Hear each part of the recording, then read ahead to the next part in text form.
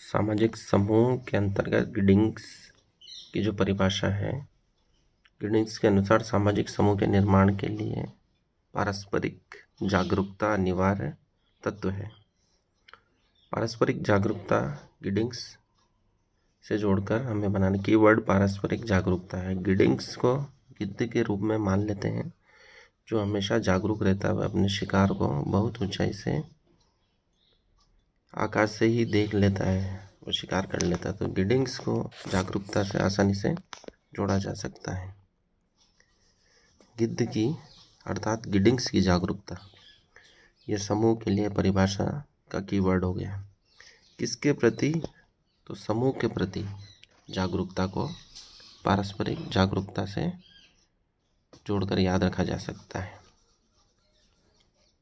उदाहरण के लिए एक रेलवे स्टेशन पर खड़े यात्रियों का समूह तब तक सामाजिक समूह नहीं कहलाता है जब तक वो एक दूसरे को प्रभावित नहीं करते हैं या परस्पर जागरूक न हो। ऐसा बोगार्डस, फ्लेमिंग और जॉनसन ने कहा है। आदि ने सामाजिक समूह के अध्ययन को ही समाजशास्त्र कहा। बोगार्डस, फ्लेमिंग और जॉनसन ने क्या कहा है? सामाजिक समूह के अध्ययन को ही समाजशास्त्र कहा है। समूह के अध्ययन को समाजशास्त्र बोगार्डस, फ्लेमिंग और जॉनसन ने कहा है। गिलेन और गिलेन ने क्या कहा है? सामाजिक समूह दो या अधिक व्यक्तियों की व्यवस्था है जिसमें क्रियाशील या निष्क्रिय रूप से मानसिक क्रिया हो रही होती है, जिसमें उत्तेजना और प्रत्युत्तर होता है। इसमें उत्तेजना और प्रत्युत्तर गिलिन और गिलिन से आसानी से जोड़ा जा सकता है। जैसे सोडियम गीले पदार्थ में अर्थात पानी में गिरकर उत्तेजना और प्रत्युत्तर प्रकट करता है, वैसे गिलिन को उत्तेजना और प्रत्युत्तर से आसानी से जोड़ सकते हैं। बोगार्डस ने क्या कहा है? एक सामाजिक समूह से तात्पर्य है कि दो या अधिक व्यक्तियों की ऐसी संस्था से जिसके आकर्षण के सामान्य विषय हों तथा एक दूसरे को प्रेरणा दें। आकर्षण के सामान्य विषय, मालवा में बोगा को अर्थात बोंगा को अनाकर्षक व्यक्ति कहा जाता है, लेकिन बोंगा इस परिभाषा में आकर्षण के सामान्य विषय ढूंढ रहा है। तो आकर्षण के सामान्य विषय से बोंगा को आसानी से जोड़ा जा सकता है। मालवी भाषा को जिसे ज्ञान है वो आसानी से बोगार्डस को आकर्षण के सामान्य नियमों से जोड़ पाएगा और एक दूसरे को प्रेरणा देते हैं। आकर्षण के सामान्य नियम से जुड़ते ही वो एक दूसरे को प्रेरणा अवश्य देंगे। तो वो सामाजिक समूह की परिभाषा में कीवर्ड हो गया आकर्षण के सामान्य विषय तथा एक दूसरे को प्रेरणा देना।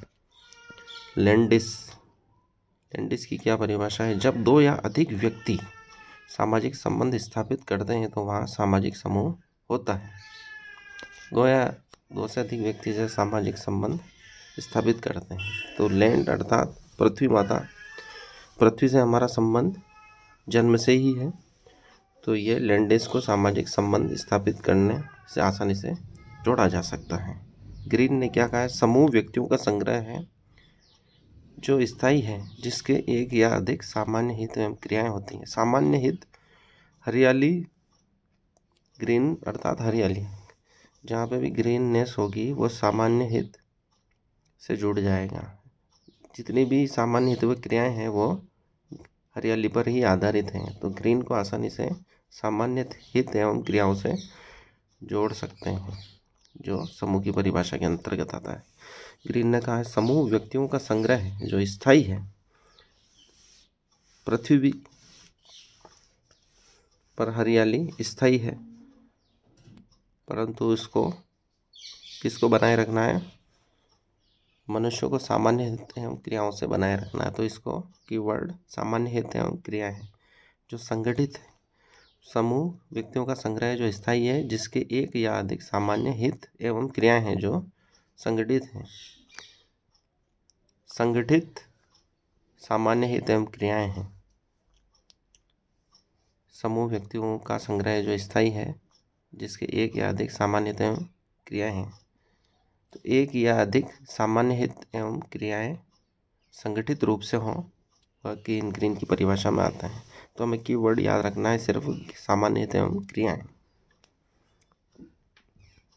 ग्रीन अर्थात हरियाली से हम सामान्यतम क्रियाओं को जोड़ देंगे तो ये आसानी से याद रखा जा सकता है।